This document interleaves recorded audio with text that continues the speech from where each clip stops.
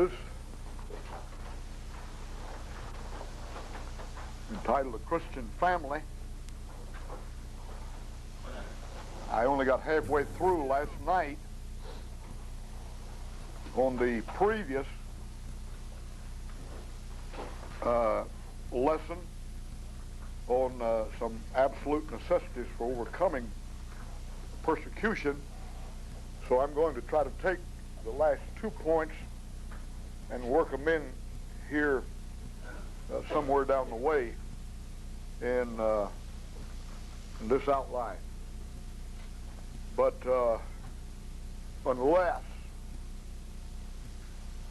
unless there's a conviction, a strong, overwhelming conviction in families and pastors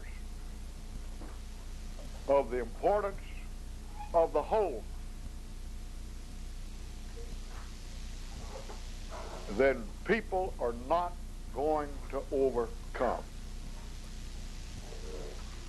Now, it may be over with for this country. You may be a remnant this morning. That may be the reason why that you're so strange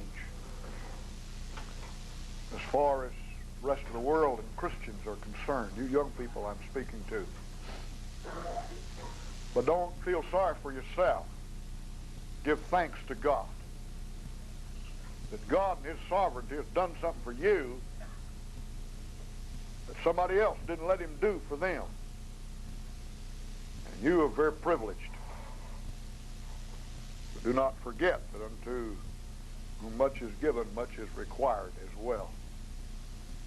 Maybe God's given you some opportunities.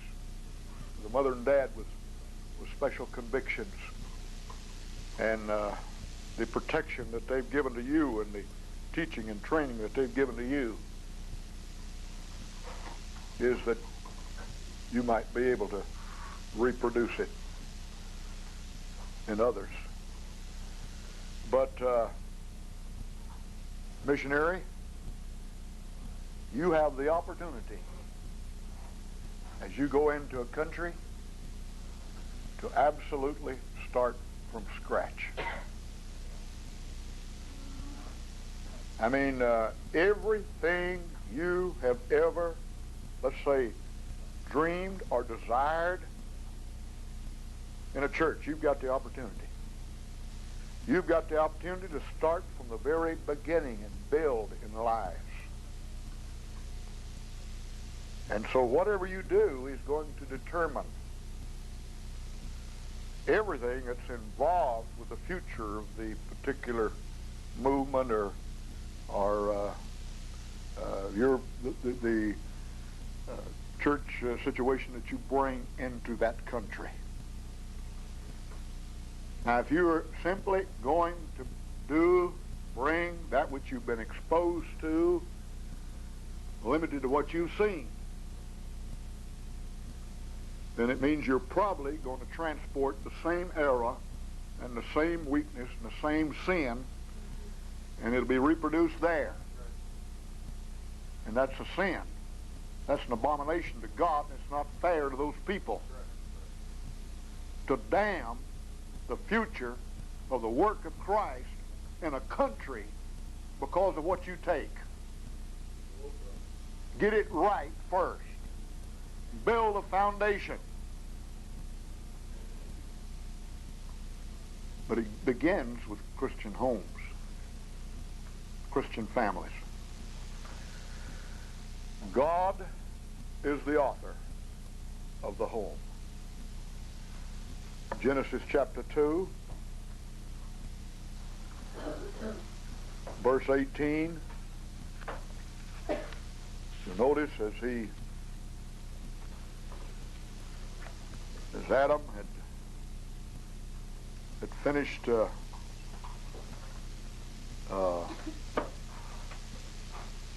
Adam was about to give the names to all the animals, and everything had been created, but Adam was alone.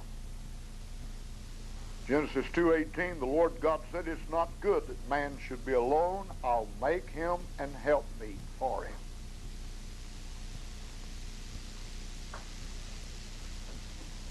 And then, of course, you know in verses 21 through 25 how that God created the woman and gave him as a gift. I mean, presented her to him as a gift. And she was taken from man. In the New Testament, the Lord said some things about the home also, and this by no means is exhaustive. Matthew chapter 19, beginning in verse 4, he answered and said to them, have you not read that he which made them at the beginning made them male and female? And he said, for this cause shall a man leave father and mother, and shall cleave to his wife, and they twain shall be one flesh. Wherefore they are no more twain, but one flesh. What therefore God hath joined together, let not man put asunder. It's a lifetime proposition. Ephesians chapter 5, verse 31.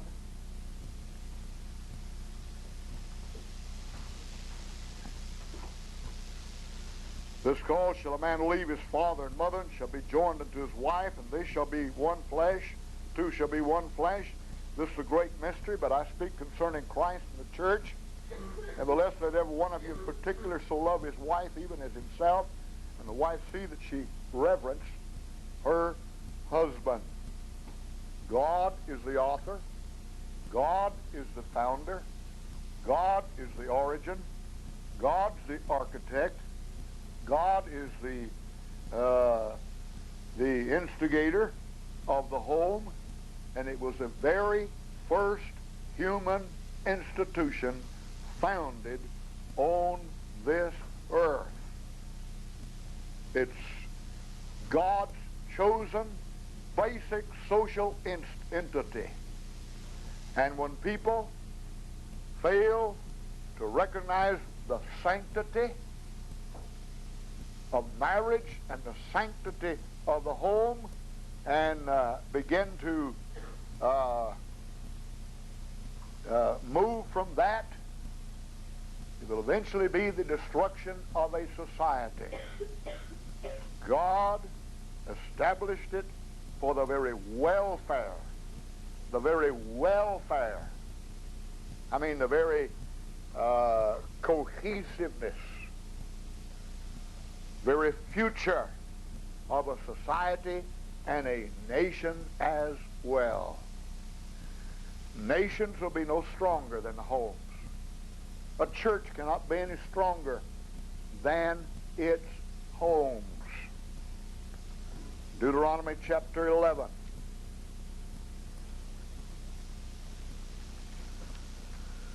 Deuteronomy chapter 11. Verses 18 through 21. Deuteronomy chapter 11, verses 18 through 21. Therefore shall you lay up my words in your heart and in your soul, and bind them for a sign upon your hand, that they may be as frontlets between your eyes. Ye shall teach them your children, speaking of them when thou sittest in thine house, and when thou walkest by the way, and when thou liest down, and when thou risest up. Thou shalt write them upon the doorpost of thine house, and upon thy gates, that your days may be multiplied, and the days of your children, and the land which the Lord sware unto your fathers to give them, as the days of heaven upon the earth. And they're to be talked about. It's to be the common conversation, the scriptures, in the home, with the children. Not sports, not everything involved with the latest news and latest fads. the newest gadgets and the newest gimmicks, the latest new software programs for computers, or the latest video games, or whatever else you want to name, friend. It's the things of the Lord. And this, of course, is not designed as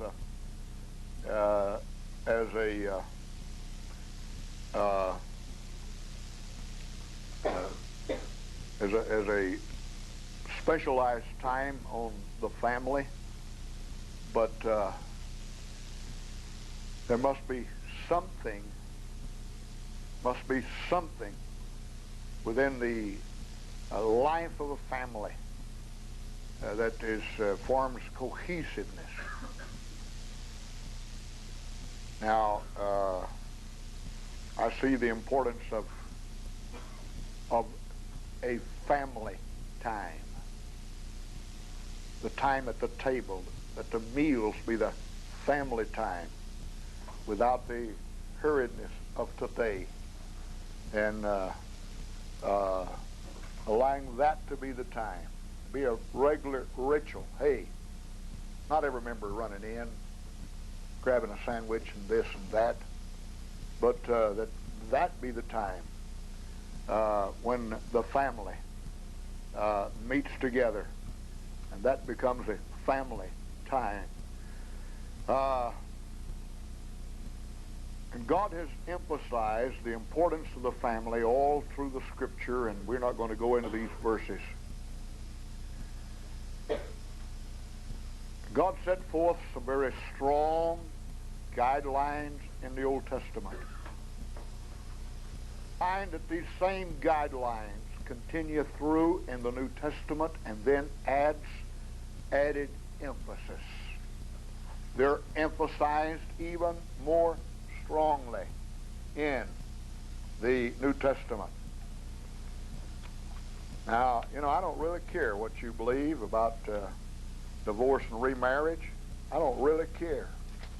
I just happen to believe that there's no grounds. There's no grounds. Mark chapter 10, verse 2, the Pharisees came to him and asked him, is it lawful for a man to put away his wife, tempted him? And he answered, said to them, what did Moses command you? And they said, Moses suffered to write a bill of divorcement and put her away. Jesus answered and said to them, for the hardness of your heart, he wrote this precept. They said, well, Moses gave it. Moses allowed it. But it wasn't the will of God. It wasn't the will of God. It was because of the stubbornness, the hardness of the stoneness, the obstinate hearts, that was allowed, but it was not the will of God. Verse 6, but from the beginning of the creation God made them, male and female. For this cause shall a man leave his father and mother, and cleave to his wife, and they twain shall be one flesh. So then they're no more twain, but one flesh. What therefore God hath joined together, let not man put asunder. Oh yeah, but I've got a paper. I got a paper from the government. I got a paper from a judge. I got a paper from a court. It's a writing of divorcement. What God therefore hath joined together, let not man put asunder. Man may do it in his sight, but in the sight of God it has still not been done. It has not been done. And until there is that conviction, and until that conviction is taught and emphasized, we have today in our society, in the very best of churches, much of the time when a young couple goes to the marriage altar, they still have in the back of their mind, whether they will verbally express it or not, there is that thought, well, if it don't work out, we can always get a divorce. And now this carries through. See, where it starts it carries through. It's carried through now in the ministry. Well, if it don't work out here at this church, I can resign and go somewhere else. Or if it don't work out on the mission field, well, I can always go back home. And what you have is something that begins, a pattern and a syndrome that begins, that just gets more far-reaching and reaches out like never-ending ripples in a pool. There's no ending. There's no ending. And so somehow, some way, there must be a conviction of the importance of the family. And in my experience with those in suffering countries, I find that large families, many children, and I find those with 1, 2 children. And there's an attitude of the mother and dad that carries through. Now, the children know. There's something about it that permeates through into their attitude.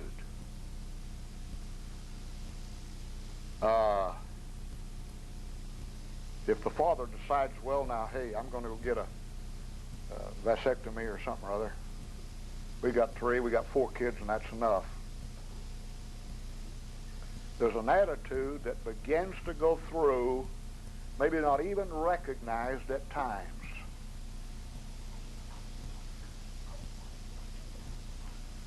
That, there's some things that just really are not all that important,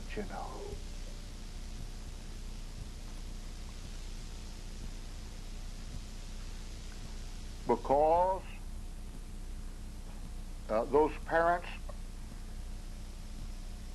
are interested in certain self-satisfaction and a little bit less responsibility of the children that God may give that home. And I find those that some way these attitudes have trickled down. Oh, we were doing the best by them because we were just 1, 2, or 3. Yet they lost theirs. Here's somebody with 8, 10 kids where there's been much love. And hey, going on for the Lord. They're going on for the Lord. So do you understand? Do you understand that there's an attitude, there's a love there that moves through, moves in, gets into those hearts and lives.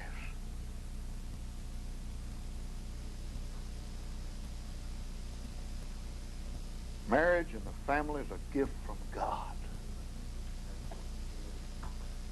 God designed it for man's happiness. God designed it for the continuation of the human race, for the assurance of godly seed. Look at Malachi 2, 14 and 15.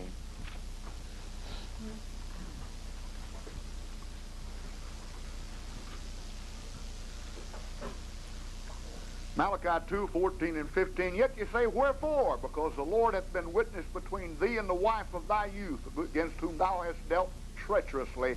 Yet she is thy companion and the wife of thy covenant. And did not he make one? Yet had he the residue of the Spirit. Wherefore one? That he might seek a godly seed. Therefore take heed to your spirit. Your spirit. Let none deal treacherously against the wife of his youth.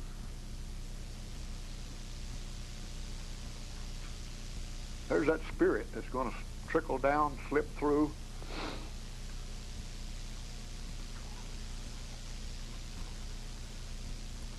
I mentioned some of those unregistered Baptists of Russia during that most difficult time. 12, 14, I saw some with 16 children. They didn't lose them. They did not lose them. They suffered. Children were taken from the parents. Sometimes the parents, one or two of them, be put in either prison or sent into forced labor across the other side of the country. And yet, they could not destroy those children. Amen. Romania is such a blessing to me. Now, here's what just tears me up so is to see now us go as missionaries with some of these attitudes in this country. You know, we take this, we start churches, we win people, and this same attitude and this same spirit passes on. I saw, and these were back Union, and they were in much error, not believing in eternal security. And yet, the state could not conquer those families. Romania, 8 and 10 children come into services 15, 20 minutes early. There's no talking. There's only a greeting at the door, pace, peace. No more. They go down, and the mother and the daughter sit on one side, and the men and their sons sit on the other side, and they bow in prayer. They spend 5 or 10 minutes in prayer. Then they open the scriptures and they sit there. They've got the Bible. Mother's sitting there. Her and the girls are reading. The boys sitting there and they're reading the scriptures. And when they start the services, the Lord's present. Thing burdened my heart being with a number of missionaries. Hey, all that was pushed aside. They walked in just like in a typical American service, everybody talking, everybody loud, nobody allowing the Spirit of God to prepare their hearts for worship. Already started this thing of the nonsense of the dating relationship and everything that's involved. Took that from churches in this country and went over there and already got that started there, and you got youth groups sitting up here or sitting to the back, better said, and boys and girls pairing off and the whole thing, and they are responsible for disrupting a society that wasn't in there in the first place. So now if the doors close, they probably are not going to survive. Those families are not going to survive. And who's responsible? Who's responsible? American churches and what they sent to those countries.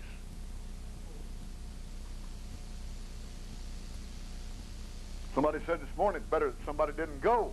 That's right. That's right. They were better off under communism. Without everything that's been brought, all of the music and all of the dress and all of the lifestyle, along with these other things as well. No, they were better off. I'm sorry.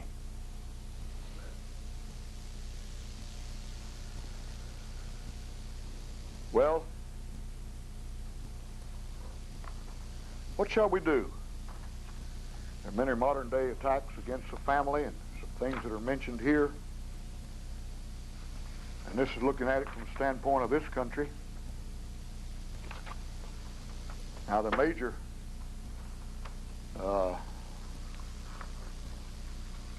purpose of these workshops is preparation for missionaries. And we're grateful for you pastors that are here, but the purpose is the preparation of missionaries, and some things may not be as applicable, may be very difficult for you now, but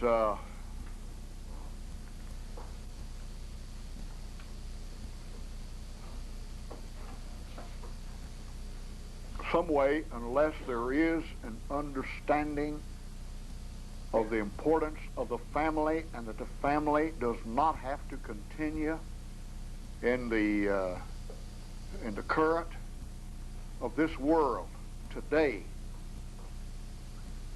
You know, it takes a live fish to go upstream. Any old dead fish can go downstream with the current. And most today just get with it and go on down. But what can we do for our families? Talking maybe in a general manner. What is it that can be done? May I say, number one, it's not here in your notes. Well, maybe it is over here on back on page 14.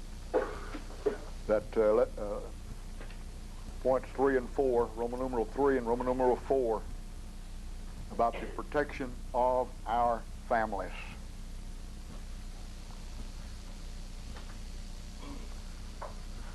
Better be a concern, a priority, that every member of the family is saved, and you'll notice I added something else, and that Christ is Lord. Saved, and Christ is Lord. Now, that must begin with prayer. The responsibility to pray for each of our children. I want you to look at some examples in the Bible, and it's not in your notes. I'm not sure exactly what all is meant by Abraham's prayer for Israel. I looked at some commentators, and I wasn't necessarily in agreement, where they said that Abraham's concern was that in Genesis chapter 17, I can't even read my own writing. I guess it's verse 11. No, verse 18. Genesis chapter 17, verse 18. Some said, well, he was just concerned about, what he was concerned about was of Abraham just surviving. Abraham just living. Ishmael, I'm sorry, thank you. And Genesis 17, 18, and Abraham said unto God, oh, that Ishmael might live before thee. Before thee. In other words, the way I see it, that Ishmael might live in your presence. Not just live. Forgive me. But it might be better if they're not going to live for God. They're saved, it might be better that they were taken. And so I don't agree with the commentators here that he was just concerned about him living. Oh, that Ishmael might live before thee. Walk in the presence of God. David prayed for Solomon. 1 Chronicles 29:19. 1 Chronicles 29:19. Notice I prayed for Solomon.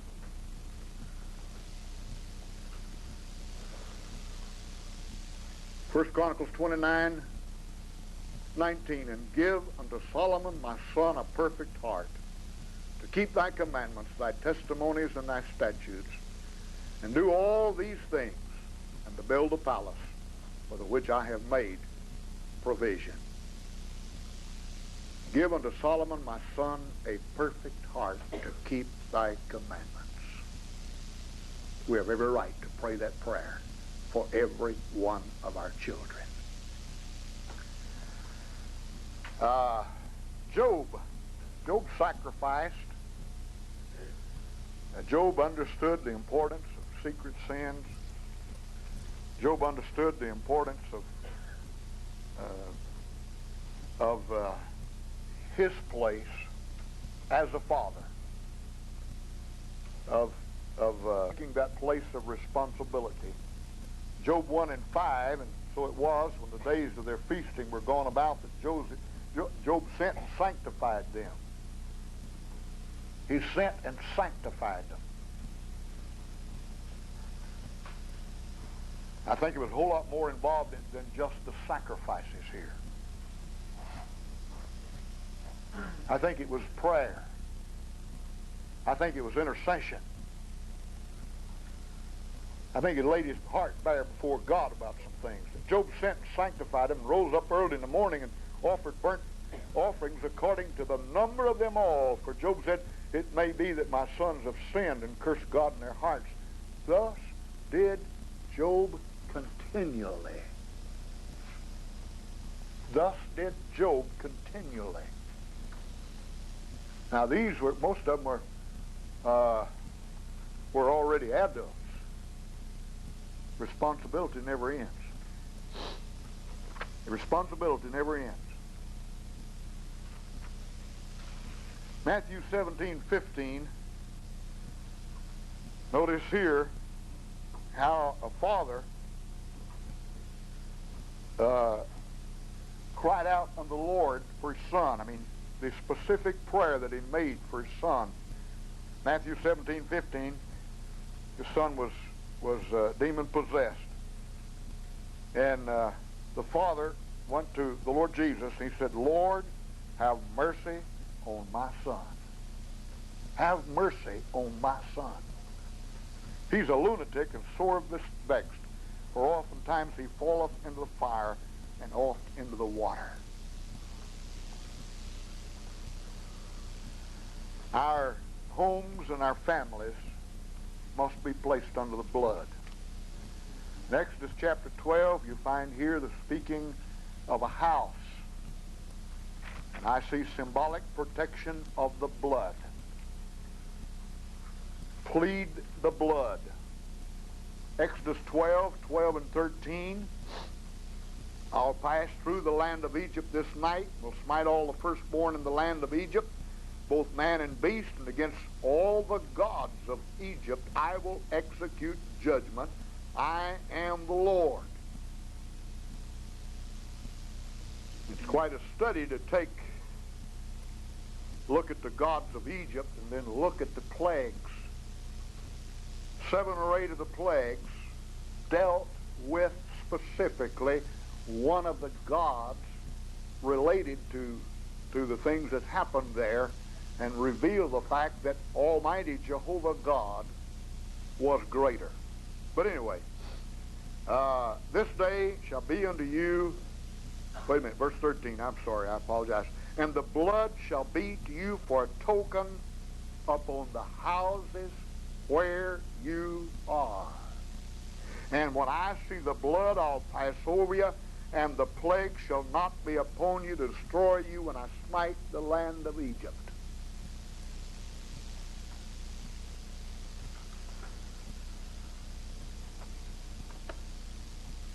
Plead the blood over the house, over the home, over the family, over the children.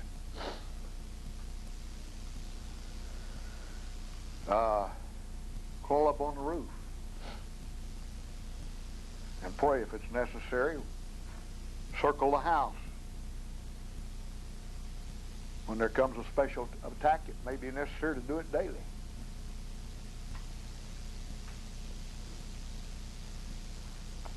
Some that are maybe about to, or maybe where there are special problems. In Hosea chapter 1, verses 6 and 7,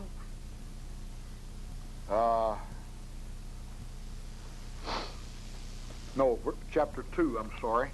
Hosea chapter 2, verse 6 and 7.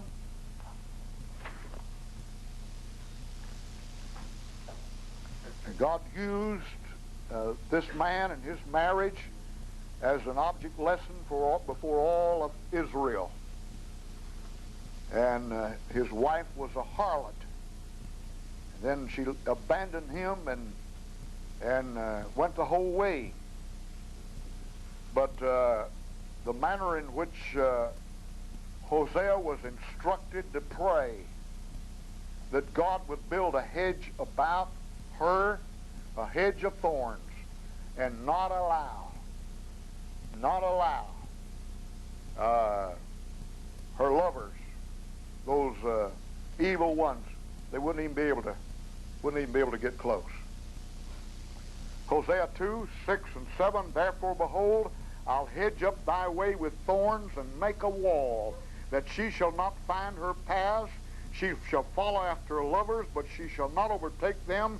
She shall not seek them, but shall not find them. Then shall she say, I'll go and return to my first husband, for it was better with me than now. There are many applications there in relationship to prayer. To pray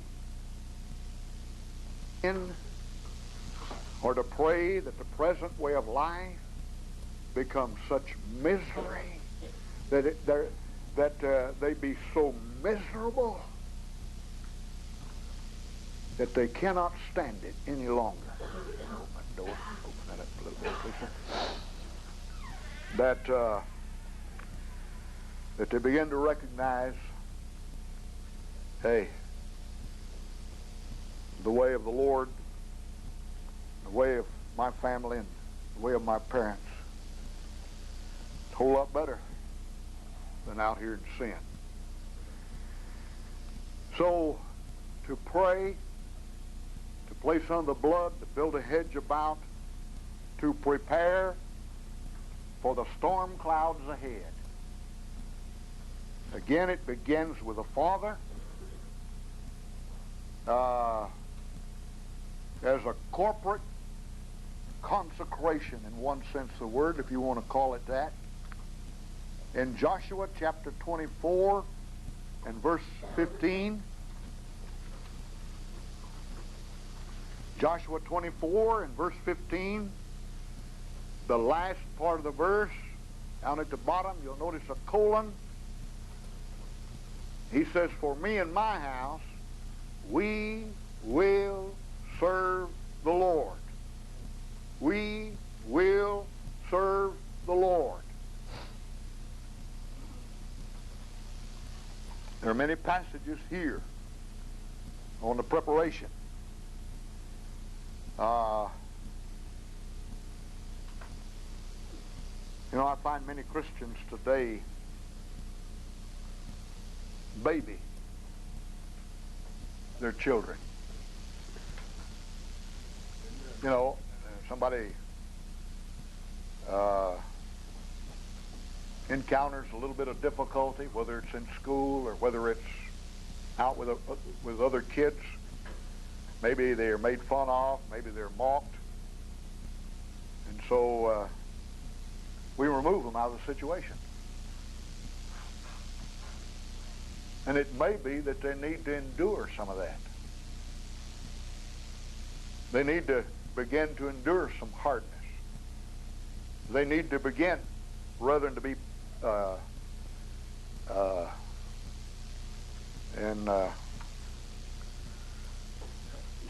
be overly protected. I'm not saying that they be put out defenseless. Don't misunderstand me at all.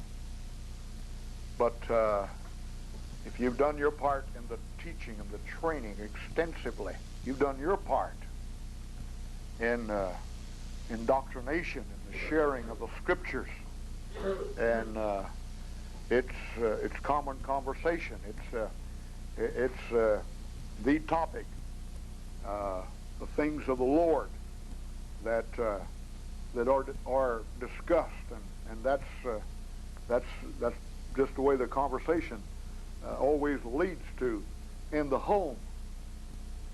Then I'm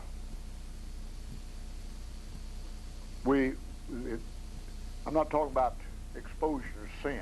Don't misunderstand me.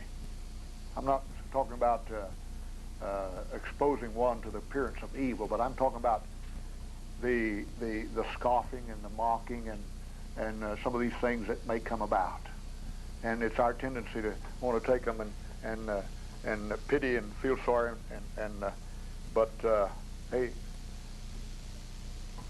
it's going to be a whole lot rougher than that ahead. it's going to be a whole lot rougher ahead. And instead of feeling sorry and pity, that we let them know at that time, hey, it's not going to get any better. It ain't going to get any better. Move on out. Isn't it amazing how some can get on a job and all of the language and everything else that goes on, and they're not affected? And then here's another one, and he doesn't necessarily, he's not affected, but all the time he's griping and complaining. Griping and complaining. Griping and complaining about the people he's got to work with. That where he's at out on a job. Never realizing that, hey, God may have put him out there to be a witness. God may have put him out there to go through the fire so that he can build character. Because if his Christianity can't stand the test there, what's he going to do down the road? What's he going to do when it really gets rough? You see, usually what's involved there many times is pride. Pride. And God may just want to break our pride. And we may take it more personal when the scoffing and the mocking and so on takes place than realizing, hey, it's my Lord. It's the Lord. The attack against the Lord. I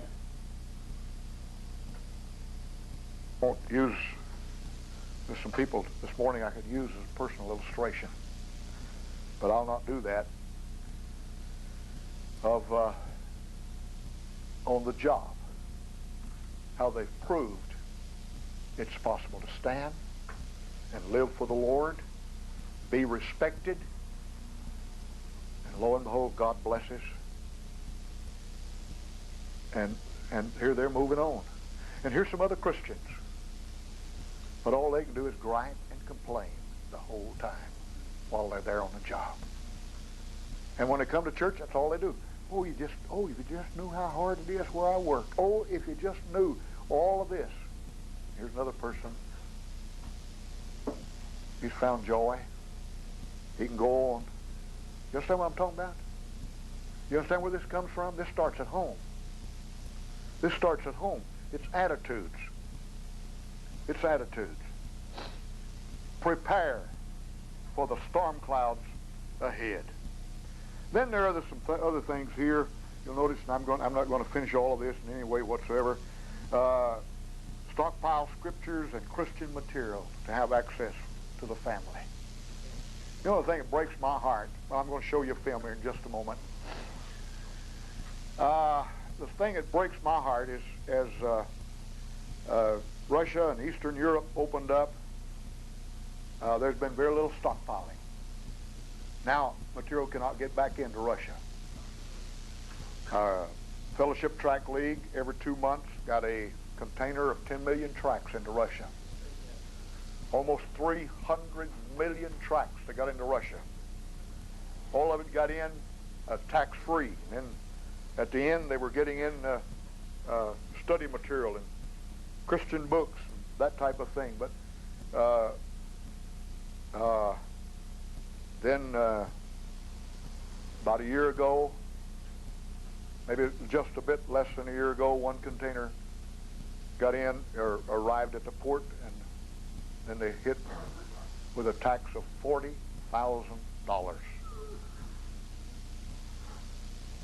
So repeated application was made, and finally they were able to get it out of customs for $4,000. And so they felt, well, that it could not go forward and continue anymore. But the heartbreaking thing is that so many that have been in these countries have not seen the need to gather everything that possibly can in vast quantities. The door is open. Get in. Contain containers and tons upon tons and scores of tons to stockpile. Have it there when the door's closed, here it is. We fooled around. Absolutely. Like the world's worst dummies. Dummies. Now the doors are closed. It is going to be harder to get material into those countries than it was when it was being smuggled in. In those countries, when one was discovered smuggling Bibles in, it was a criminal offense. A criminal offense.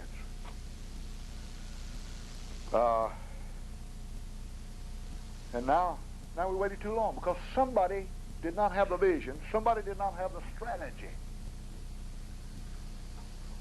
And I find when it comes to Christian books, study material and so on, you know, people spend a whole lot more for an automobile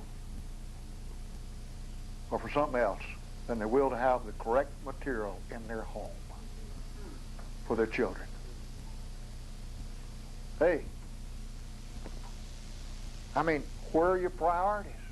Where are the priorities? You go into another country and those Christians have never had it.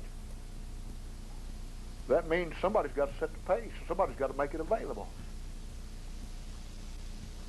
Got to make Christian material available to them. Papua New Guinea. Apparently in all of Papua New Guinea there's not one Christian bookstore in the country. Isn't that right? Where do the Christians go to get their material? Catholic bookstore. Why couldn't all the churches in the major cities of the country have a bookstore, a book ministry, or something other? How in the world if people don't have access?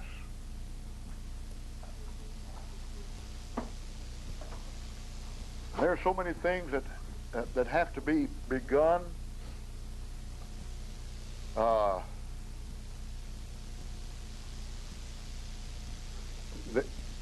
Some way people have to begin to have a love for reading and appreciate books. And if that isn't being done in your home, they do whatever is necessary. Kick out whatever is necessary, get rid of necessary, chop off whatever is necessary, and activities that you're involved in. Get your kids to a place to where they can't go to sleep except by reading.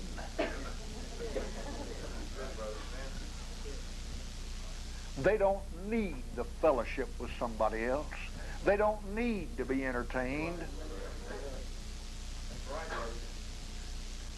Hey, they got a break. Pick up a book. And reading's a joy. I remember our children, several of them were in Bible school in this country, and about 6, 7, 8 o'clock every night, all the other kids had to go to McDonald's or Burger King or somebody, in 5 or 6 in a group, and they had to go out for a few moments of refreshment. Our kids didn't have the money in the first place. The others were absolutely appalled. What are you going to do? I'm going to read a book. I'm going to stay in a room. I'm going to read. You going to stay here by yourself? You going to read a book?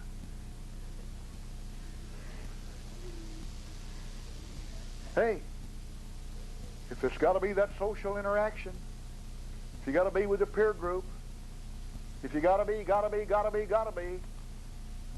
probably not going to survive. You're probably not going to survive. Well, I realize that I'm rambling here and so on, but if there isn't example set during this time, regardless of how close financially things might be, regardless you know what the economic blessings might be upon the family, there still has to be a way to be sharing, to be giving, to be some way opening the heart and being a channel, being a channel. God's only given it to me for what reason? For a channel, that's all. I mean, pass it on to somebody else. Because when those times come, those that some of their things, some of their material possessions, and maybe houses and cars and lands are the most important thing, and they're holding on to them all they can. The family is not going to survive. They've not learned that it's more blessed to give than to receive, and that you get by giving. And so,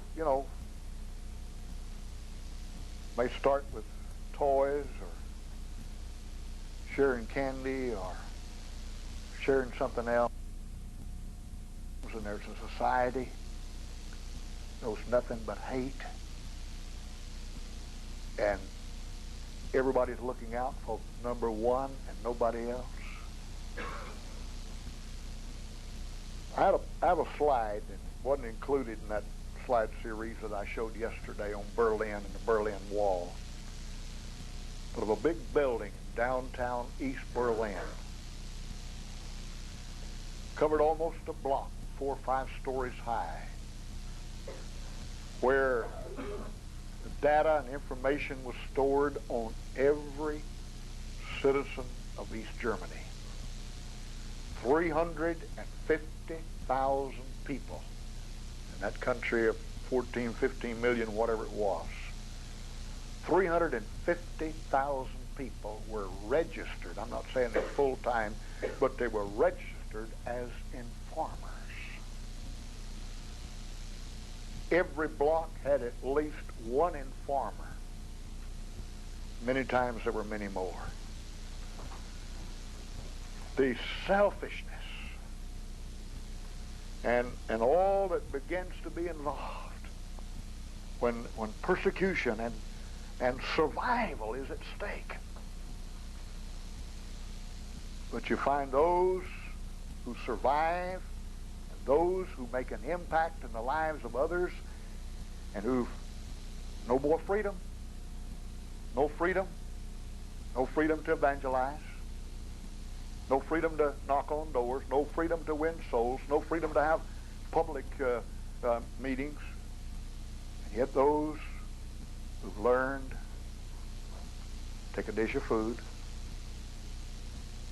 to a neighbor, or they went to the grocery store, they stood in line for 6 hours, they got a half a kilo of meat. That's all they're going to get all week.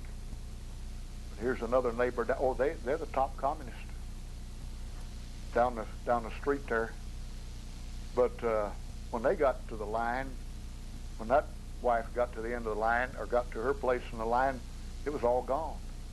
When it's gone, that was it for the day. Might get tomorrow. So those 6 hours were, and that mother takes a half of her. She takes it over there and shares it with them. In a society where there is no love, good overcomes evil. That doesn't start accidentally. That's not going to start waiting until those times come. That starts in preparation, in the home. When, hey, God's given it, why is He given? To share, to share, to share. Well, I'm going to stop there.